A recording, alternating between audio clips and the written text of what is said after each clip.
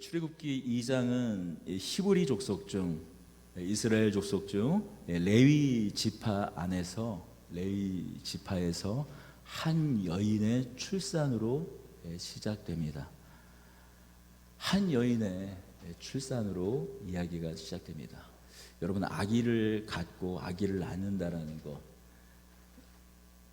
지금 이제 자라나는 우리 다음 세대들을 아직 결혼을 또 준비해야 되고 또 준비를 하고 있기도 하지만, 여러분, 이미 우리가 아이를 낳아서 키워본 저희들은 잘 알고 있습니다.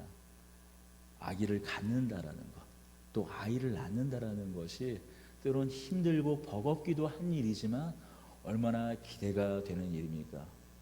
여러분, 생각해 보십시오. 저도 이제 첫째 아이를 낳았던 때가 기억납니다. 세상에 없던 것이 생겼어요. 전혀 어제까지도 없었는데 뭐 하나가 딱 생겼어요. 전혀 없던 존재가 하나 생겼습니다. 집안에 들어오면 어떻습니까? 그 없던 존재, 그 한 존재로 인하여 집안이 그 한 존재만으로 가득해집니다. 물론 제가 첫째 얘기만 들어서 혹시 둘째, 셋째, 넷째까지도 있는데 혹시 첫째 때만 그런 감동이 있고 우리는 뭐 없었나? 그런 생각 혹시 저희 자녀도 있는데 그런 생각하지 마십시오. 다 똑같은 감동이 항상 새롭죠. 기대감이 있습니다.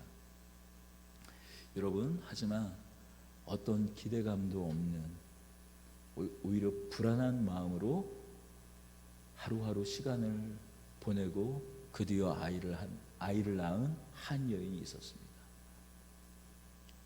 더군다나 아들이었어요. 아들이면 나일강에 던져야 했습니다. 출애굽기 1장 8절은 요셉을 알지 못하는 새 왕이 일어나 애굽을 다스렸다고 말하고 있습니다. 야곱의 아들들과 가족들이 그 형제 중 하나인 요셉이 총리였을 때 가나안 땅에서 그 야곱의 12아들들과 또 약 70명의 약 70명의 그 식솔들이 왔었을 때, 그때 애굽을, 이집트를 다스리고 있던 왕조는 히타이트 민족이었어요. 히타이트 민족은 히브리인들, 이스라엘 백성들과 같은 셈족 계열의 사람들이었습니다. 그러니 요셉과 또 그 가족에 대해서 더 호의적으로 그들을 대할 수 있었던 것입니다. 같은 셈족 계열이었기 때문이에요. 하지만 400년이 지나서 출애굽기 1장 8절을 보니까 요셉을 알지 못하는 한 왕이 일어났다고 얘기합니다. 새로운 왕조가 등장했습니다. 그때는 이제 히타이트 민족은 쫓겨나고 토착민이 세운 왕조가 새로 일어났어요. 그런데 거기에 이스라엘 백성들이 그 토착민보다 수요가 훨씬, 사람의 숫자가 훨씬 더 많아졌다고 얘기해요. 9절이에요. 그가 그 백성에게 이르되 이 백성 이스라엘 자손이 우리보다 많고 강하도다. 이제 정치적으로 큰 부담이 됩니다. 결국 한 가지 결정을 하게 돼요. 히브리인이 아들을 낳거든 나일강에 던지라고 명령해요. 27절이요. 그러므로 바로가 그의 모든 백성에게 명령하여 이르되 아들이 태어나거든 너희는 그를 나일강에 던지고 딸이거든 살려두라 하였더라. 이 레위 여인은 불안 속에서 아들을 낳습니다. 바로의 명령에 따라서 그 여인 역시 그 아이를 나일강에 던질 수밖에 없어요. 여러분, 불가항력이라는 말이 있습니다. 딱 이런 경우를 두고 하는 말이에요. 자신의 힘으로는, 자신의 의지로는 지금 벌어지고 있는 일을 어떤 식으로도 통제할 수 없고 거부할 수 없을 때 우리가 불가항력이라 합니다. 아이를 지킬 수가 없습니다. 아무리 숨기려고 해도 숨길 수가 없어요. 아들이에요. 이제 아이가 점점 자랄 겁니다. 여러분, 아이가 우는데 야 울지 마 달랜다고 애들이 울질 않나요? 그렇다고 울 때마다 입을 틀어 막을 수도 없는 거 아닙니까? 온 창문을 꽁꽁 닫아두고 숨길 수도 없습니다. 잠시 잠깐 숨길 수는 있겠죠. 그러나 애들이 어떻습니까? 자랄 때마다 조금씩 매일매일 젖을 먹을 때마다 목소리가 우렁차지잖아요. 더 이상 숨길 수 없는 지경에 이르릅니다. 2장 1절은 보니까 석 달 동안 숨겼다고 이야기하고 있어요. 석 달이면 딱 100일이죠. 저도 기억이 나는데 아이들이 태어나면 이게 사실 그냥 이게 어떻게 생긴 건지 뭐가 뭔지 잘 모르겠어요. 힘을 건 해요. 그런데 어떻습니까? 한 달, 두 달, 한 100일쯤 지나면 아이들이 보면 참 신기하게도 본 모양이 나와요. 빼박이라고 하죠. 빼박입니다. 처음에는 이게 누구를 닮았지? 그리고 이목구비도 그냥 엉성해요. 그냥 눈, 코, 입 2개씩 있고, 눈 2개, 코는 2개 쓰면 안 되죠. 눈 있고 코 있고 보니까 사람이구나 하는 거지. 사실 이게 참 와닿지가 않죠. 그런데 한 100일쯤 되면 이제 모양이 자리 잡혀요. 본 모습이 나옵니다. 여러분, 석 달을 숨겼지만 이제 더 이상 숨길 수 없는 지경에 이르릅니다. 여러분, 자신의 생살 같은 아이를 이제 나일강에 던져야 합니다. 나일강에 흘려보내야 해요. 여러분, 우리도 살다 보면 자신의 목숨과 같은 생살 같은 나의 생명보다도 더 귀한 것을 이렇게 불가항력적으로 던져야 할, 흘려보내야 할 때를 만날 수가 있습니다. 여러분, 이런 위기, 사실 제 인생 가운데서도 가장 큰 위기는 아마 IMF 때였던 것 같아요. 아마도 우리 어린 자녀들은 IMF를 기억하지 못하지만 아마도 많은 여러분들은 다 아마 IMF 그 한가운데 청춘을 보냈거나 아니면 가장 그 힘든 시간, 아마 그 시간을 아마 다 대부분 통과하실 줄로 압니다. IMF 때 어떤 일이 일어났습니까? 20년 전이죠. 1998년 그 어간에 대마불사라고 대기업은 절대 부도가 나지 않는다고 하던 그 대기업들이 부도가 납니다. 대한민국의 역사상 집값이, 땅값이 한 번도 떨어진 적이 없었어요. 하지만 집값이 반토막이 나는 그런 일들이 일어납니다. 구조조정을 당해서 실직한 사람들이 생계 때문에 어쩔 수 없이 자신의 집을 파는 일들 때문에 집값이, 부동산이 폭락하는 일들이 일어났습니다. 청춘을 다 바쳤던 회사에서 희망퇴직을 하는 일이 일어나요. 말이 희망이지 아무런 희망이 없는 절망 가운데로 내몰리게 되었어요. 사실 그 여파가, 물론 경제 상황은 좋아졌다고 하지만 그때 생긴 여러 가지 제조나 그런 관례들이나 바뀐 경제 정책, 바뀐 고용 제도 같은 것들이 지금까지도 사실 계약직, 비정규직 그런 것들이 IMF 이후에 계속 만들어진 제도 아닙니까? 사실 이제 그런 일들은 우리에게 이제 새롭지도 않습니다. 어떻게 보면 새로운 일상처럼 되어버렸어요. 예전에는 특별히 내가 대가만 없으면, 과오만 없으면 한 직장에서 그 평생을 내 고용이 보장받았지만 이제 어느 곳도 고용을 평생토록 보장해 주지 않습니다. 여러분, 이런 일들 뿐이겠습니까? 정해진 시간이 지나면 결국 어쩔 수 없이 놓아버려야 하는 일들이 우리 주위를 보면 많이 있습니다. 레위 지파의 이 한 여인과 같이 째각째각 시간이 흘러갈 때마다 숨이 조여오는 것 같은 이런 일들을 우리는 만나게 됩니다. 내게 주어진 이 시간들이 지나가면 결국 모든 것이 끝날 것 같은 일들을 아무 기대도 소망도 갖기 힘든, 내 힘과 의지로는 그 어떤 것도 바꿀 수 없는 이런 불가항력적인 일들을 우리는 만나게 됩니다. 이 여인도 아이를 갈대 사이에 둡니다. 나일강에 떠나보내요. 흘러가게 합니다. 그러나 가만히 보면 이 여인의 가족만은 다른 모습을 보입니다. 우리 4절을 함께 읽어보겠습니다. 그의 누이가 어떻게 되는지를 알려고 멀리 섰더니, 이 아이의 누이는 나중에 미리암이죠. 이 아이의 누이 미리암은 이 아이가 어떻게 됐는지 알려고 멀리 섰다고 이야기하고 있어요. 여러분, 만약에 여러분과 같은 상황이면 어떻게 했을까요? 결국 어쩔 수 없이 나일강에 떠나보낼 수밖에 없었겠죠. 그걸 계속 지켜볼 수 있었을까요? 저라면 지켜볼 수 없었을 것 같아요. 여러분, 나일강은 어떤 곳입니까? 급류가 흘러가는 곳이에요. 갈대밭 사이에 흘려보냈다고 했으니 잠잠했을지도 모르지만, 여러분, 급류가 아니더라도 여러분, 악어라든지 그런 들짐승들이 낚아챌 수 있는 강입니다. 여러분, 어떻게 그것을 가만히 지켜볼 수 있겠습니까? 살이 떨려서, 마음이 떨려서 어떻게 지켜볼 수 있겠어요?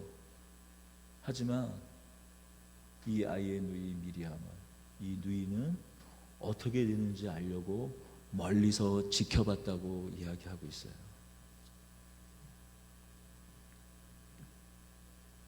왜 지켜봤을까요? 믿음으로 흘려보냈기 때문이에요. 그 증거가 3절에 나타나 있습니다. 우리 같이 읽겠습니다. 더 숨길 수 없게 되매 그를 위하여 갈대 상자를 가져다가 역청과 나무진을 칠하고 아기를 거의 담아 나일강가 갈대 사이에 두고. 이 레위 여인은 갈대잎을 엮어서 상자를 만듭니다. 역청, 오늘날로 말하면 아스팔트입니다. 아스팔트, 또 나무진액, 아마도 뭐 소나무 같이 그 방수 효과가 있는 그런 진액들이 있잖아요. 아스팔트와, 오늘로 말하면 아스팔트와 역청을 발라서 갈대를 엮어서 한 상자를 만듭니다. 여기서 좀 유념해서 살펴볼 단어가 바로 이 상자라는 단어예요. 히브리어는 테바로 되어 있습니다. 구약 성경에 상자라는 단어가 여기뿐이겠습니까? 하지만 여기서 우리말로, 우리 성경에서 상자라고 번역된 이 테바라는 이 단어는, 하지만 구약 성경에 딱 두 군데서만 등장하는 단어입니다. 창세기 6장부터 9장까지 노아의 홍수 때 방주라고 기록되어 있던 그 방주가 이 테바라는 단어를 사용하고 있고, 또 유일하게 이 창세기 2장 바로 이 곳에서 상자라는 단어를, 테바라는 단어를 사용하고 있어요. 그렇습니다. 이 레위 여인은 그저 자신에게 닥친 이 불가항력적인 위기, 그 위기 앞에서 그저 체념해서 이 아이를 흘려보낸 것이 아닙니다. 노아가 자신과 자신을 구원할 하나님을 믿고 고페르나무를 모아 깎아 노아의 방주를, 그 믿음으로 방주를 지었던 것 같이 이 여인은 갈대상자를 엮어서 역청과 나무진을 칠해 하나님이 이 아이를 구원해 주실 줄로 믿고 작은 갈대상자, 작은 방주를 만든 겁니다. 여러분 앞에 놓인 위기는 무엇입니까? 여러분의 힘으로 도저히 손쓸 수 없는 그 불가항력적인 위기는 무엇입니까? 그래서 결국 체념할 수밖에 없는, 속절없이 그저 시간만 흘려보낼 수밖에 없는 그런 절망은 무엇입니까? 히브리 여인, 모든 히브리 여인들이 그랬던 것처럼 그저 던져버릴 수밖에 없는 위기는 무엇입니까? 그렇게 포기할 수밖에 없는 것은 무엇입니까? 아마도 2년째 계속되고 있는, 벌써 2회째 계속되고 있는 코로나가 그런 불가항력적인 위기일 겁니다. 여러분, 이 코로나뿐이겠습니까? 앞으로 우리 힘으로는 막을 수 없는 위기는 계속될 겁니다. 언젠가 어느 과학자가 이런 이야기를 했습니다. 기후학자가 어쩌면 2050년은 우리에게 없을지도 모른다라는 이야기를 했어요. 그런데 여러분, 터키, 그리스, 바로 보름 전까지만 해도 폭염 속에서 그 나라들이 산불로 쑥대밭이 되지 않았습니까? 그런데 그 산불이 꺼졌잖아요. 꺼졌는데 비가 내려서 감사한데, 그 감사한 정도로 그냥 비가 내려서 꺼지면 참 감사했을 텐데 어떻습니까?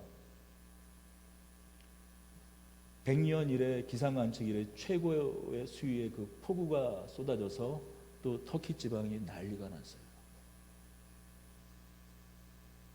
도무지 손을 쓸 수 없는 위기가 일어나고 있습니다. 여러분, 혹시 예전에 혹시 투모로우라는 영화 혹시 보셨어요? 투모로우. 지구 온난화 때문에 북극에 있던 이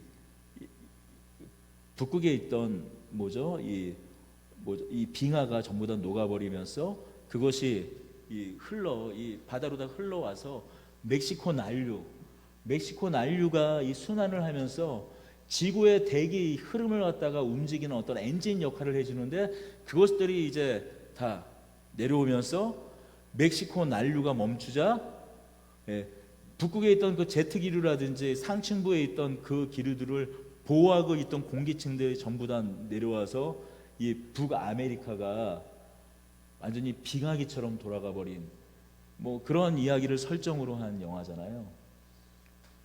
근데 요 며칠 전에 신문을 봤는데 그게 그냥 가상적으로 충분히 기후학적으로 설명이 될 수 있기 때문에 그런 위기가 있지 않을까라고 상상 속에 만들었던 영화인데, 실제로 지금 멕시코 난류의 그 흐름이 점점 속도가 줄어들고 있대요. 그리고 계산하면 지금처럼 북극에 있던 얼음들이 계속 녹아서 사라지게 되면 결국엔 그 영화에서처럼 그 난류가 해류 전체 해수를 움직이는 그 엔진과 같은 역할을 하는 멕시코 난류가 멈출지도 모르는, 이제 영화 속에서 상상할 수 있는 일이 아니라 우리가 곧 맞닥뜨리게 될 불가항력적인 위기가, 우리가 곧 마주하게 될 위기가 되었어요. 여러분, 우리는 이런 위기 앞에서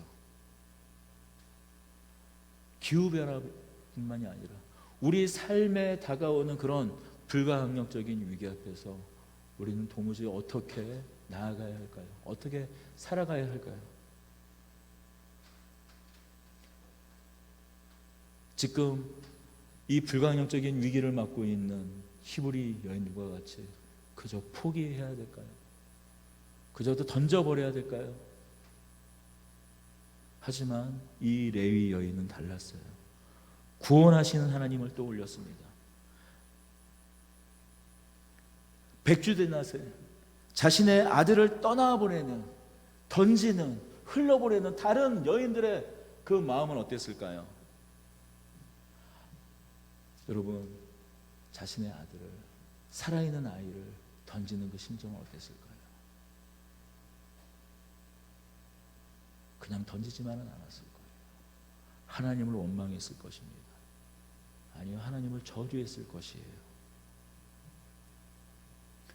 이 여인들 뿐이겠습니까? 온 이스라엘 사람들이 하나님을 저주했을지 모릅니다. 하지만 이 여인, 레위 지파의, 레위 족속의 한 여인은 달랐어요. 구원하시는 하나님을 생각했습니다. 이제 희미해진 기억이지만 노아의 때에 노아를 구원했던 방주를 짓게 하여 그 노아 가족을 구원했던 하나님을 기억했습니다.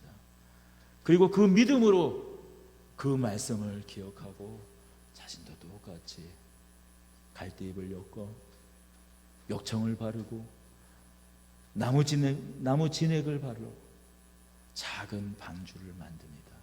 작은 갈대 상자를 만듭니다. 모든 히브리 여인들이 그저 체념한 채 자신의 아이를 나일강에 던지고 흘려보냈지만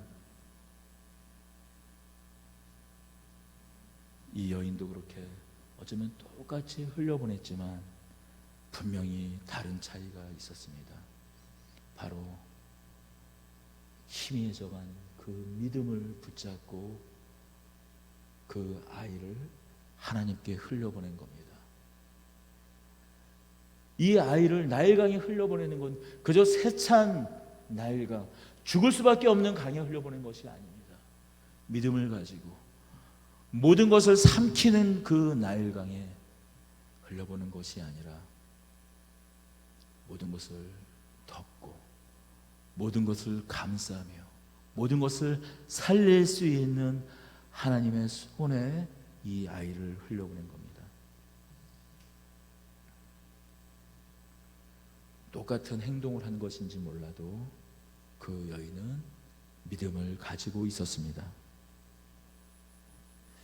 이 말씀을 볼 때 벌써 이제 15년 되었던 이제 15년이 이제 지나서 사실 그때 생각은 이제 까마득하지만 제게 이 말씀을 이렇게 묵상할 때 기억이 떠올랐어요.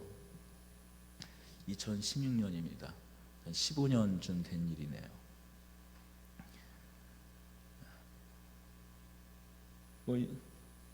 아시는 분은 아시기도 하지만 제가 마지막으로 가지고 있었던 직업이 이 사주팔자를 보던 사람 아니었습니까? 물론 디자인이 원래 직업이긴 했지만 뭐 앞에 있는 이야기들은 서두는 다 이제 그냥 생략하고 제가 사주팔자를 보다가 충무로 명보극장 앞에서 사주 카페 사주엔 타로라는 그 간판을 달고 사주를 보다가 하나님을 만났습니다. 만나게 되었을 때 결국 여러 일들로 사주 카페를 정리할 수밖에 없는 그런 마음을 가질 수밖에 없었어요. 하지만 걸리는 것이 있는 거예요. 그래도 이 사주 카페를 계속 열고 있어야 누가 와가지고 권리금을 주고 이거를 사서 이 보증금이랑 권리금을 건질 텐데 그냥 이거를 그냥 던질 수는 없는 겁니다. 포기할 수는 없는 거예요. 그래서 제 친구한테 연락을 했어요. 여러분, 같이 어렸을 때 역학이니 그런 도를 같이 좀 공부했던 이 동문수학했던 친구가 있었습니다. 연락을 했죠.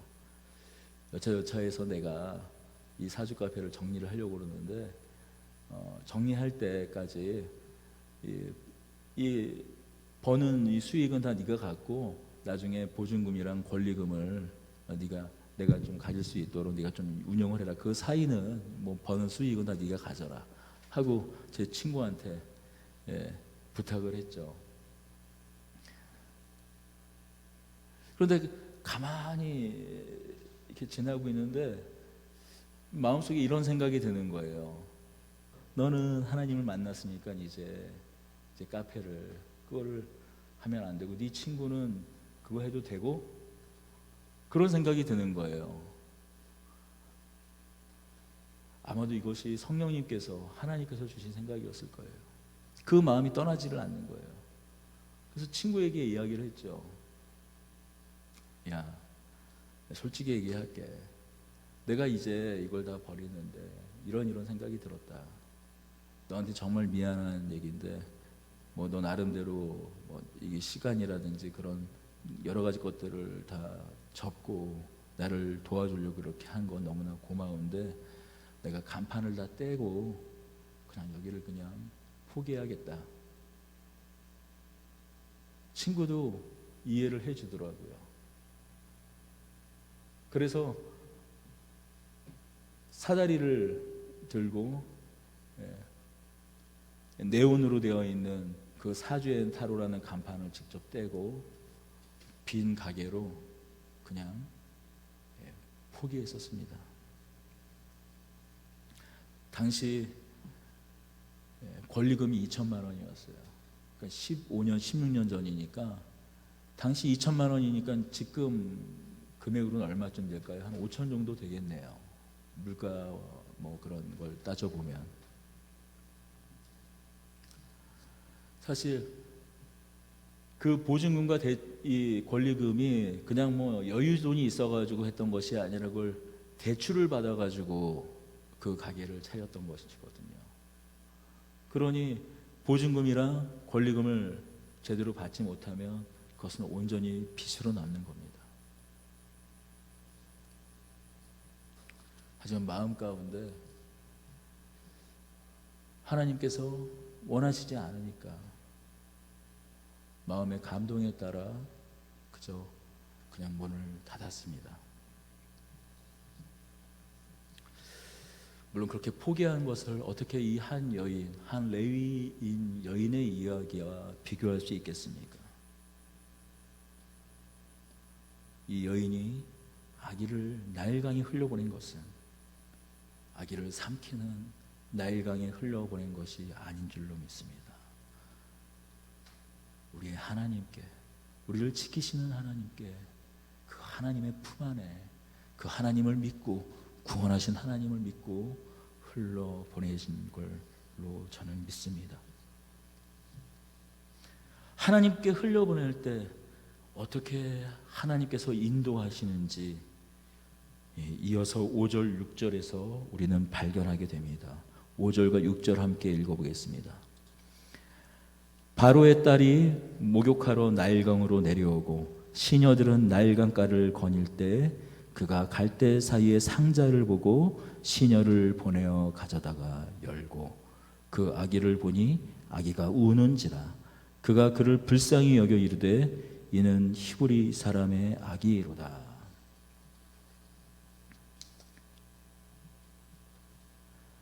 (1장 22절을) 보면 바로 왕이 모든 백성에게 명령했어요.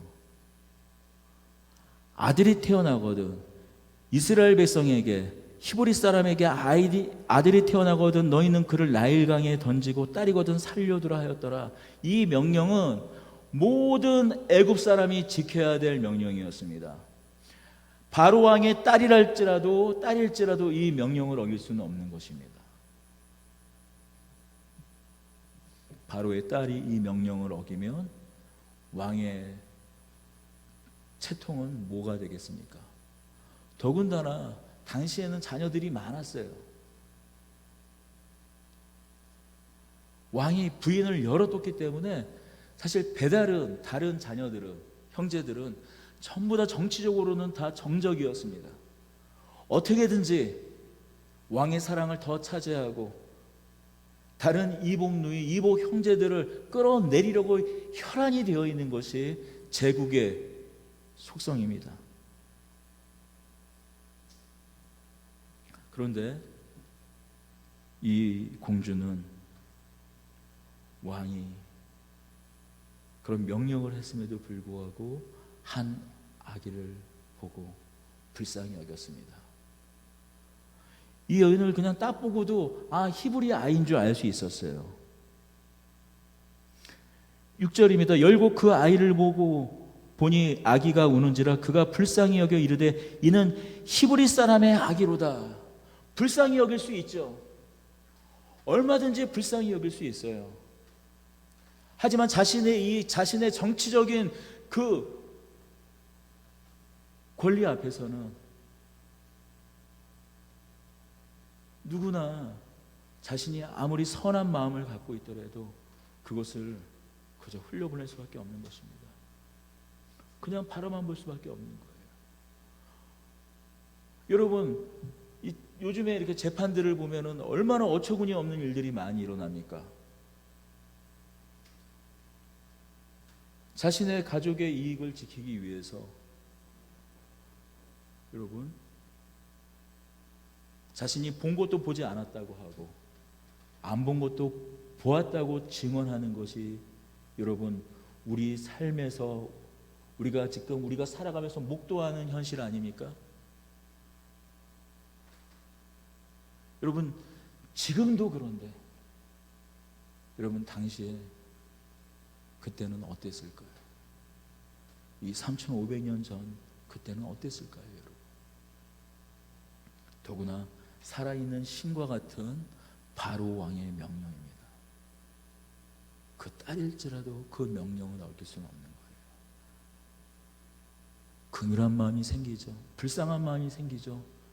하지만 그 아이를 자기 자녀로 삼을 수는 없는 일입니다. 자신이 누리고 있는 것, 자신이 누리고 있는 명망, 자신이 누리고 있는 것들을 포기할 수도 있는 그런 대가를 지불할 수도 있는 것을 충분히 생각하고도 이런 결정을 내린 겁니다. 여러분 이런 생각은 어떻게 생겼을까요? 여러분 이런 마음은 어떻게 생겼을까요? 저는 믿기로는 하나님께서 이런 마음을 주시지 않으면, 하나님께서 그런 마음의 결단을 심어주지 않으면, 하나님께서 마음을 주지 않으면 그런 일이 생기지 않는다고 생각을 해요. 왜냐하면 사람이기 때문이에요. 그런데 이 바로의 딸은 그 아이를 취합니다. 9절이죠. 8절과 9절입니다. 바로의 딸이 그에게 이르되 가라 하매 그 소녀가 가서 그 아기의 어머니를 불러오니, 이 아이의 누이는 자신의 동생을 그 바로의 공주가 취한 것을 보고 다가갔습니다. 내가 유모를 불러주겠습니다. 마치 모든 것이 짜여진 각본처럼 이 아이의 어머니는 모세가 자랄 때 유모로서 자신의 자녀를 키우게 됩니다. 10절이에요. 그 아이가 자라가매 바로의 딸에게로 데려가니 그가 그의 아들이 되니라. 그가 그의 이름을 모세라 하여 이르되 이는 내가 그를 뭇에서 건져내었음이라 하였더라. 그 아기가 자라가매 바로의 딸에게로 데려가니 그가 그 아들이 되니라. 그가 그의 이름을 모세라 하여 이르되 이는 내가 그를 뭇에서 건져내었음이라 하였더라. 요즘에는 뭐 이렇게 어떤 자기 아이를 갖게 됐을 때 어떤 상황을 가지고 이름을 짓지는 않지만 예전에는 어떤 그런 상황 속에서 아이의 이름을 많이 지었다고 합니다. 이 바로의 공주는 물에서 건져내었다라는 의미로 모세라는 이름을 지어요. 마치 우연처럼 그렇게 한 아이를 만나서 자신의 아들로 삼고 모세라는 이름을 지었습니다. 하지만 이 이름은 누가 지어주신 걸까요?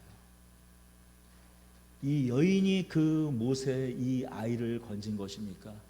하나님께서 이 한 아이를 믿음으로 하나님께 흘려보낸 이 아이를 건져낸 것입니까? 여러분, 이 바로 왕의 공주를 빌어서 그녀를 사용하여서 건져낸 것 아니십니까? 하나님께서 이 아이를 건져낸 것입니다.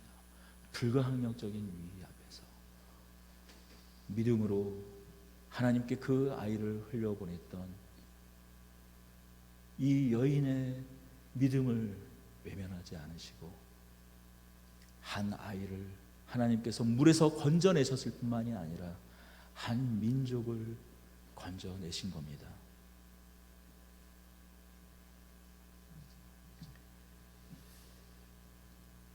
사주 카페 그냥 포기했었다라는 그런 말씀을 드렸습니다.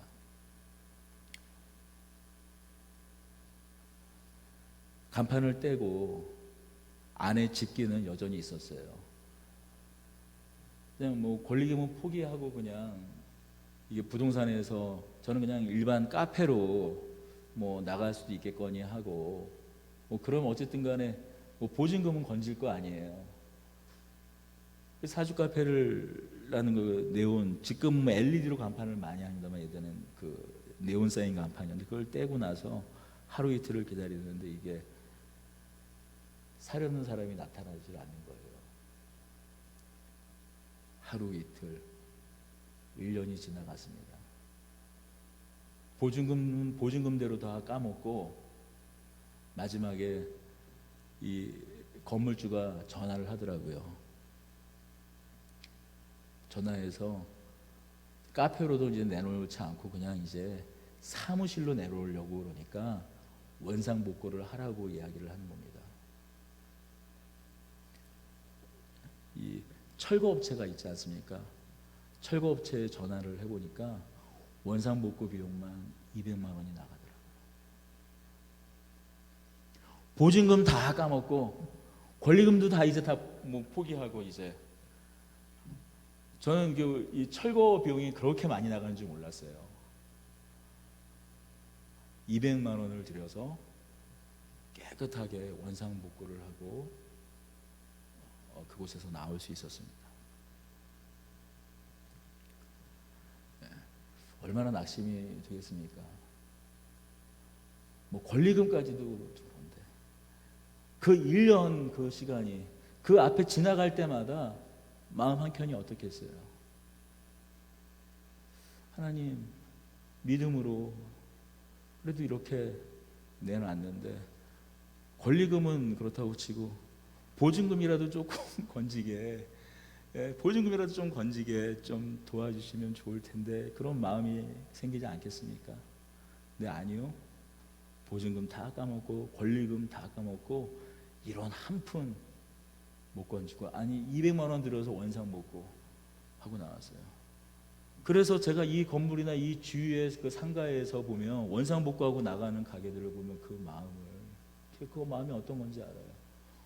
우리 건물에서 2층에 물론 유흥주점이긴 하지만 코로나 시기에 영업을 하지 못하니까 1년 반인가 버티고 지금 내놓다가 인수인계가 안 되니까 결국엔 원상복구하고 지금 철거하고 나간 곳이 바로 지난주 한 2층 맨 앞에 있는 201호가 그렇게 나갔어요. 이 건물에 그런 곳 뿐이겠습니까? 얼마나 많은 곳들이 이 코로나 위기 가운데 그렇게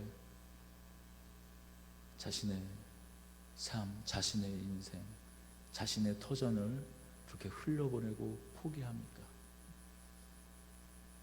여러분 지금 여러분 앞에 있는 불가항력적인 피할 수 없는 위기는 무엇입니까? 저도 그때 사실 하나님을 그때 너무 오래된 때라 뭐 어떤 하나님에 대해서 어떤 생각을 했는지 모르겠어요. 그러나 참 답이 없는 깝깝한 하루하루를 보냈던 것 같아요.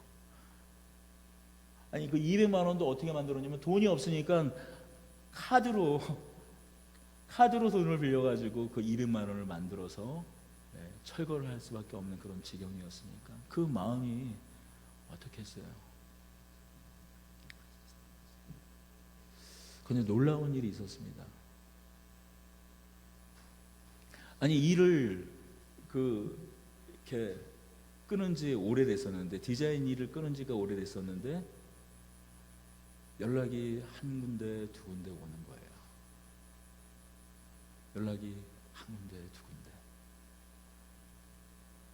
가장 결정적인 사건은 지금은 이제 잊혀졌지만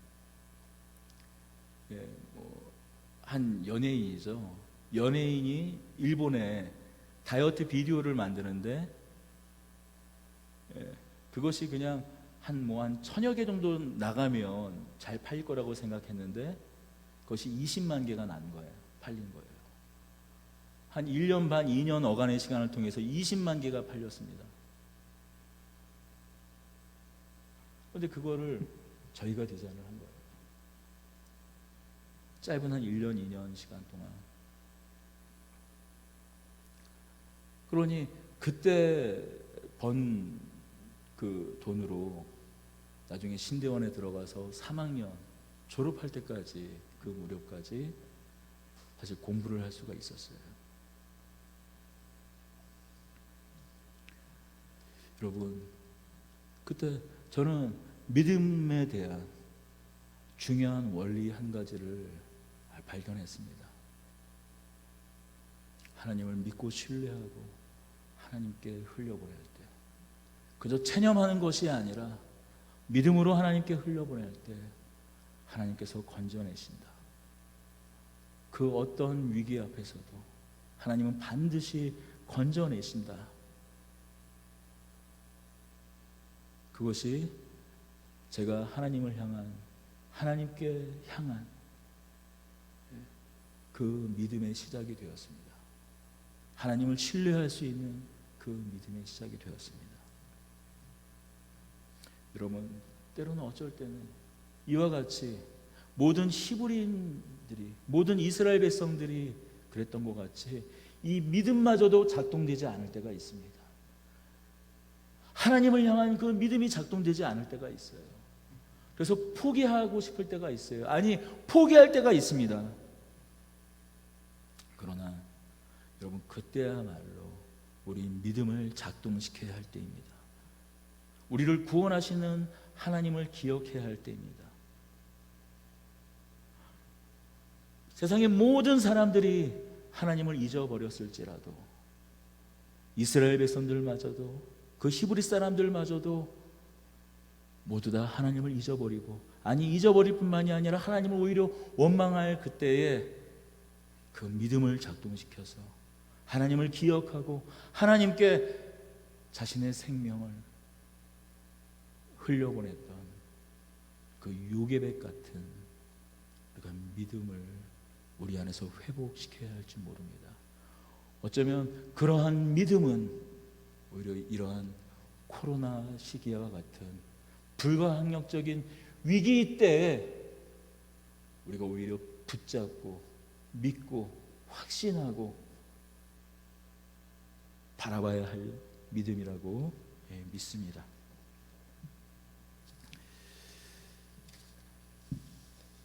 여러분, 우리 함께 오늘 이 주신 말씀을 생각하면서 우리 좀 기도하기 원합니다.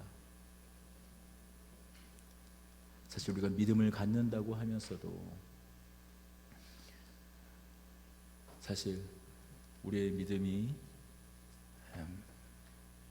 이런 불가항력적인 일들 앞에서 우리의 힘으로 우리가 통제할 수 없는 문제들을, 위기들을 만나면 사실 우리는 자포자기합니다. 왜냐하면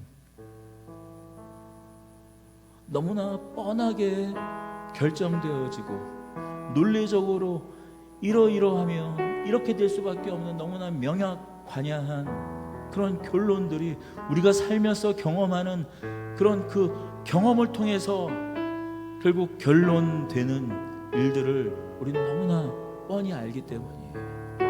계산하면 금방 답이 나오기 때문이에요. 그러니 그런 때를 우리가 만나게 되면 하나님을 기대할 수 없습니다.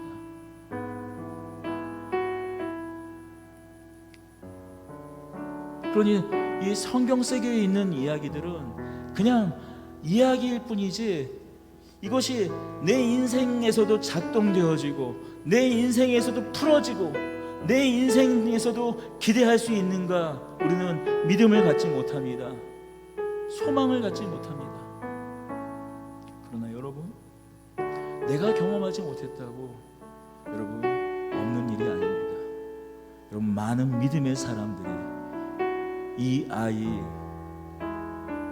모세의 어머니 요게벳과 같이 믿음으로 하나님께 흘려보내고 믿음으로 하나님 품에 흘려보냈을 때 놀라운, 우리가 생각할 수 없는, 경험할 수 없는, 바라고 소망할 수 없는 절망 앞에서도 그 모든 것을 뒤집어서 소망으로 바꾸어 내시는 하나님의 구원하시는 일들을 경험했습니다. 여러분, 우리가 경험하지 못했다고 없는 일이 아닙니다. 아직 내게 일어나지 않았다고 없는 일이 아닙니다. 여러분, 우리 안에 이런 믿음의 고백이 넘쳐나길 원합니다. 혹시 예전에 그런 경험 이제 더 이상 나에게는 없는 일인 것 같아 라고 이제 혹시 또 생각한다면 아니에요. 다시 우리가 하나님을 기억하고 하나님을 바라볼 때 우리 안에 일어날 줄 믿습니다. 우리 다시 한번 하나님을 기억하고 우리를 바라보시는 하나님, 우리를 찾으시는 하나님, 우리의 신음을 외면하지 아니하시는 하나님을 우리 기억하고 하나님께 나아가길 원합니다. 기도하며 나아가십시다. 은혜와 사랑의 하나님 아버지, 주님, 하나님, 마치 시한폭탄처럼 째각째각 울리는 저 시계의 초침처럼 우리 마음이 점점 불안해져 갑니다. 애써 다른 것으로 포장하고 다른 것으로 덮으려고 하지만 하나님, 그저 속절없이 시간만 흘러가는 것 같습니다. 세상은 저기 앞으로 나아가는데 시간은 더 저렇게 앞서가는데 내가 도저히 따라갈 수 없는 기술, 내가 도저히 따라갈 수 없는 세상, 내가 도저히 따라갈 수 없는 세계로 변하는 것 같은데 나는 여전히 이 모습입니다. 결국 포기할 수밖에 없는, 던져버릴 것 같은 삶을 살고 있습니다. 주님, 아니 어찌할 것입니까? 변화무쌍하게 변해가는 그런 세상을 바라볼 때마다 다시 포기합니다. 이번 생은 안 되는구나, 이번 생은 망했구나, 그냥 이렇게 덧없이 살아가요. 그저 태어났으니 어쩔 수 없는 것이라고 체념하고 푸념하면서 하루하루를 그렇게 보내고 있습니까? 하나님, 아닙니다.